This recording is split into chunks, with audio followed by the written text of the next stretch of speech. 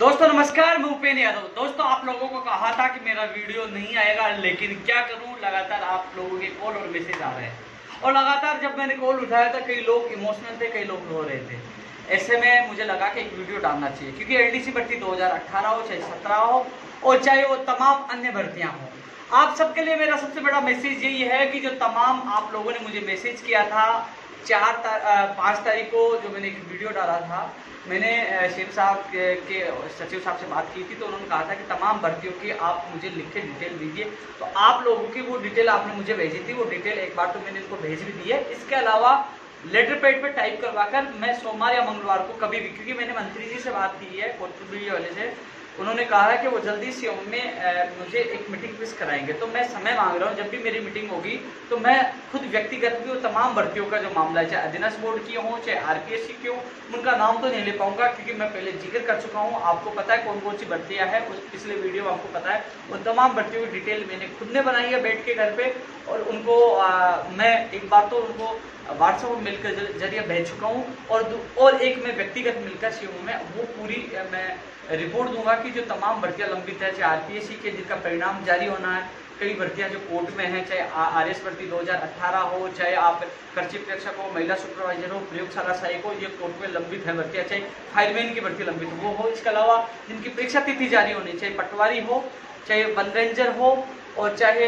Rajasthan police हो, जो तमाम भर्तियां जिनकी परीक्षा तिथि जारी है, चाहे स्टेनोग्राफर की संशोधित अभ्यर्थना उसकी परीक्षा तिथि जारी हो, और इसके अलावा जो जिनका जो सेकंड ग्रेड भर्ती 2018 की नियुक्ति प्रक्रिया का मामला हो, चाहे आप सेकंड एलडीसी भर्ती 2018 का वापस जो जिला आवंटन होंगे और उसकी नियुक्ति प्रक्रिया का मामला हो, चाहे 2013 317 पदों पर जो सूची जारी होने का मामला हो, तमाम मांगों को लेकर लगातार मैंने आप लोगों की आवाज उठाई है और सीएमओ तक बात पहुंचाने की कोशिश की है। अब मैं इसमें चर्चा करना चाहूंगा जो सबसे बड़ा इश्यू बना है आज एलडीसी भर्ती 2018, जिसके लिए जो काफी लोगों ने विरोध किया था। दोस्तों बड़ी मेहनत के बाद हमने जिला और विभाग आवंटन करवाया, बहुत मेहनत के बाद। आपने देखा होगा मुझे कोरोना इस महामारी के दौरान जयपुर जाना पड़ा, आप लोगों के लिए गया और आपकी सूची जारी करवाई, लेकिन उसके बाद विवाद उत्पन्न हुआ। काफी लोगों ने कहा कि हम संतुष्ट नहीं है कि हमें जिला दूर दिया गया, हमारी मेरिट ज्यादा थी, कम वालों को होम टाउन दिया गया, विभाग को लेकर वो संतुष्ट नहीं थे। ऐसे में एक बार तो मैंने वीडियो के माध्यम से आप लोगों को अवगत कराया था कि आपको जो मिले आप ज्वाइनिंग कर लीजिए, ज्वाइनिंग के बाद आप कोर्ट में जाकर आप अपना जिला बदला सकते हो। लेकिन जब मुझे बात हुआ, पता चला कि वास्तव में लोग एडवोकेट्स के पास जा चुके हैं, मैंने एक दो एडवोकेट से बात की कि हमारी तैयारी हो चुकी है, आपके कुछ उनके स्क्रीनशॉट आपको ग्रुपों में, व्हाट्सएप ग्रुपों में मिले होंगे जो उन्होंने तैयारी कर ली थी कोर्ट में याचिका लगाने के लिए। अब ऐसे में मैं जब तक तो बात नहीं की, लेकिन कल मैंने सीओ में अधिकारियों से बात की, मैंने निवेदन किया कि एक बार भर्ती कोर्ट में चली गई और एक बार स्टे मिल गया तो साल भर भूल जाना। दोस्तों 8 साल का मेरा अनुभव है, क्योंकि आप रीड शिक्षक भर्ती 2018 में जो 11 फरवरी को हुई थी, वो 2019 में 19 और 20 में वो जाके पूरी हो पाई है। आप आरएस भर्ती 2018 कृषि प्रयोगशाला सहायक भर्ती, जो तमाम भर्ती 2015 जो अग्नि सहायक वाली है, वो आज भी कोर्ट में लंबित है। यानी कि कई भर्तियां 4-4 साल तक। एक बार शिक्षक भर्ती 2000 रीड शिक्षक भर्ती 2016 वो 19 में पूरी हो पाई थी, 3 साल में। तो यदि कोर्ट से स्टे मिल जाता, स्टे मिलने के बाद फिर मिलती आपको तारीख, फिर आता कि सरकार से जवाब, नोटिस का जवाब, फिर जवाब नहीं आता, जवाब आते तो तारीख नहीं मिलती, और तारीख मिलती तो सुनवाई नहीं हो पाती, सुनवाई हो पाती तो फैसला नहीं हो पाता, साल 2 साल लग जाती, आप लोग रोते रहते हैं। ऐसे में मैंने सीएमओ में अधिकारियों से निवेदन किया कि साहब ये भर्ती एक बार अटक गई, माननीय मुख्यमंत्री जी के मॉनिटरिंग से आप लोगों सरकार ने अच्छा कार्य करते हुए इस भर्ती को फास्ट तरीके से किया। सरकार को बड़ा श्रेय मिला है, हिंदुस्तान का पहला राज्य था जिसमें कोरोना ये जो महामारी के दौरान भी 11,000 लोगों के जो जिला आवंटन विभाग आवंटन कर नियुक्ति प्रक्रिया की तैयारी की है। ऐसे में मेहनत आपकी बेकार जाएगी और जो लगातार मैं प्रयास कर रहा हूँ वो मेहनत भी बेकार जाएगी, और ऐसे में जो सिस्टम में बैठे अधिकारी गलती करे उसकी लापरवाही से सरकार को बदनाम होगी। मैंने कहा इसका बीच का रास्ता निकाला जाए। और दोस्तों मैं धन्यवाद देना चाहूंगा माननीय मुख्यमंत्री जी को, उनकी पूरी टीम को, उन्होंने मेरी बात को माना है। जो चयनित अभ्यर्थी इस वीडियो को देख रहे हैं उन लोगों को मैं बताना चाहूंगा, मैंने आपके हित में फैसला लिया है, क्योंकि जो अभ्यर्थी वास्तव में, देखो जिन लोगों ने, अपन को एक बात स्वीकारनी होगी हम सबको मिलकर, कि वास्तव जिनके अच्छे नंबर थे, जिनकी अच्छी मेरिट थी, उन लोगों को दूर दिया गया, जिनकी कम थी, मैंने भी कई आंकड़े देखे, उनको पास दिया गया, तो वो लोग कोर्ट में चले गए।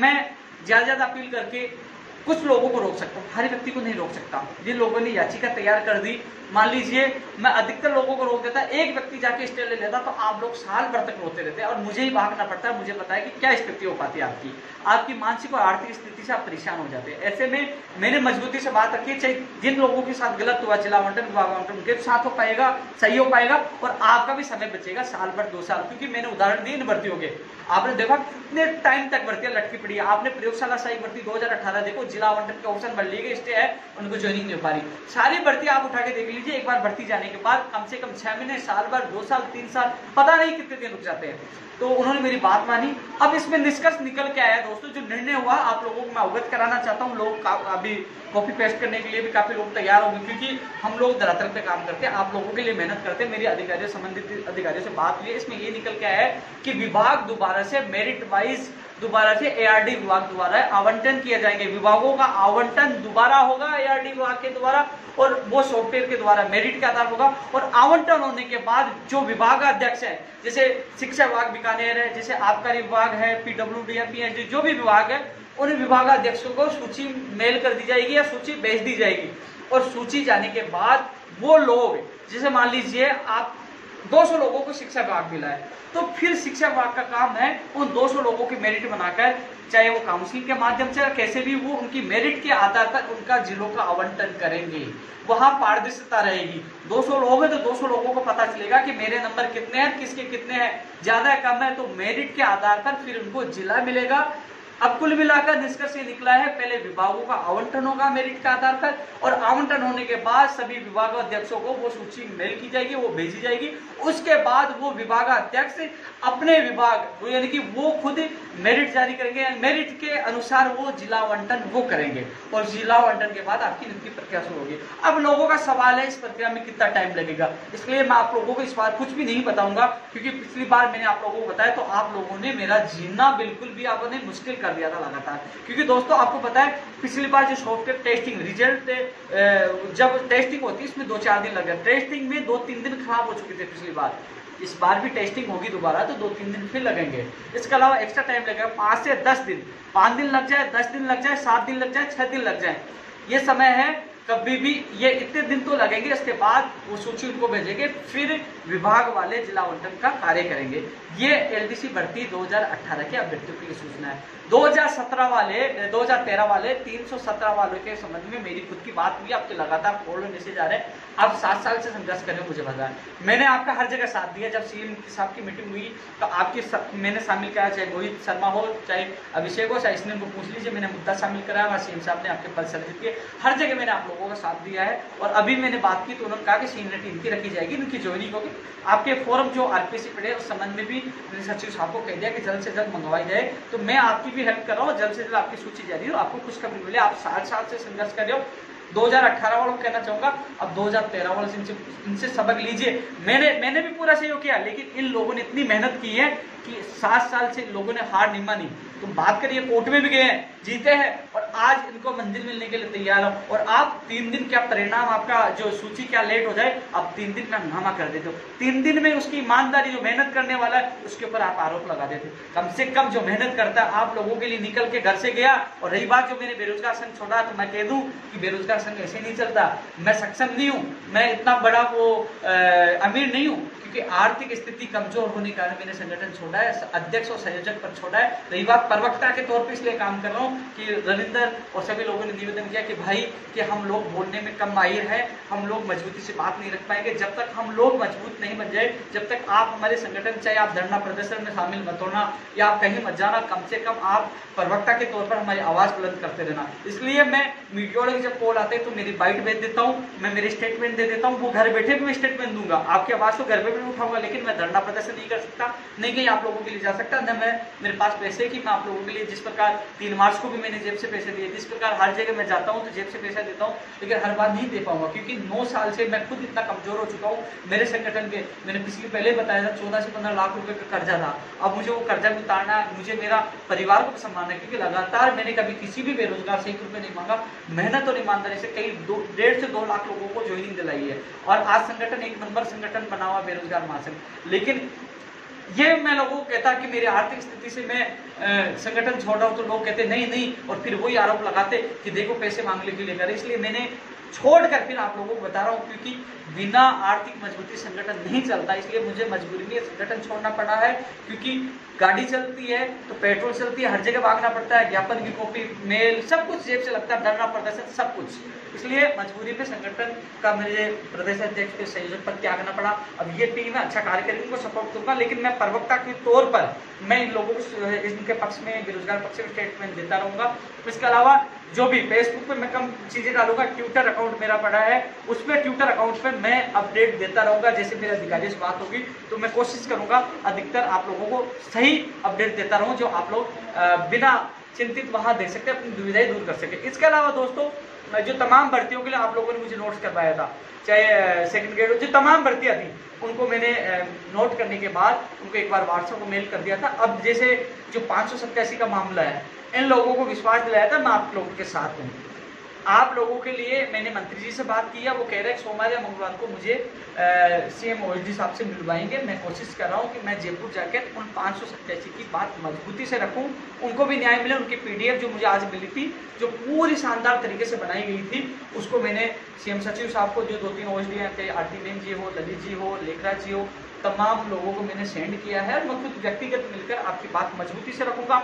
राजा राम जी हो, डॉक्टर करण सिंह जी हो, चाहे गिरिराज सिंह लोटवाड़े जी, तो तमाम वो लोग हैं, सबसे मैंने बात की है और कोशिश करूंगा, मैं जी जान लगाकर आपसे वादा करता हूँ, जी जान लगाकर आप लोगों के लिए मेहनत करूंगा। और मुझे विश्वास है जब जब हमने मेहनत की है तो भगवान के आशीर्वाद से वो मेहनत कामयाब रही है। और कोशिश कर रहा हूँ कि एक बार समय मिल जाए, समय मिलते ही सीएमओ में मैं खुद एक बार फिर इस कोरोना महामारी के दौरान आप लोगों के लिए जाऊंगा, आपकी बात मजबूती से रखूंगा। और जो तमाम लंबित भर्तियां हैं उनका नाम मैं बार बार ले नहीं पाऊंगा, लेकिन तमाम भर्तियों को मैंने मेंशन लेटर पैड पे कर लिया है, लिख लिया है, और तमाम भर्तियों को मैं मेल और व्हाट्सएप के द्वारा पूछा चुका हूँ सीएमओ में। लेकिन मैं व्यक्तिगत भी वो लेटर पैड पे जो पीडीएफ फाइल बनी है लेटर पैड पे, वो जरूर उनको मैं सौंप के आऊंगा।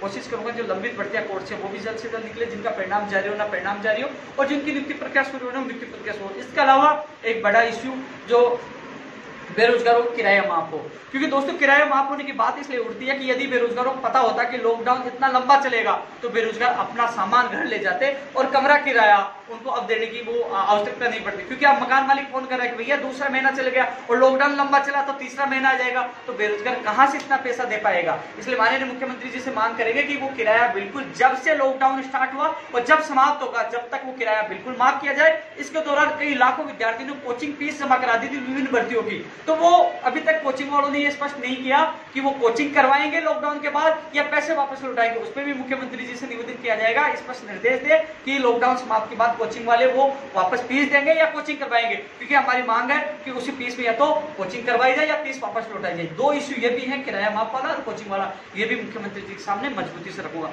इसके अलावा तमाम भर्तियों का नाम नहीं लिखूंगा, उनको मैंने पीडीएफ जो लेटर पैड पे टाइप करवा लिया है, उन सबको मैं माननीय मुख्यमंत्री जी के सामने रखूंगा। इसके अलावा रीट शिक्षक भर्ती 2020 के संबंध में जो विज्ञप्ति है वो भी मैं बात करूंगा। तमाम भर्तियों की मैंने जो सारा संग्रह किया है वो सारी चीजें मेरे पास है, मैं पूरी मजबूती से बात रखूंगा।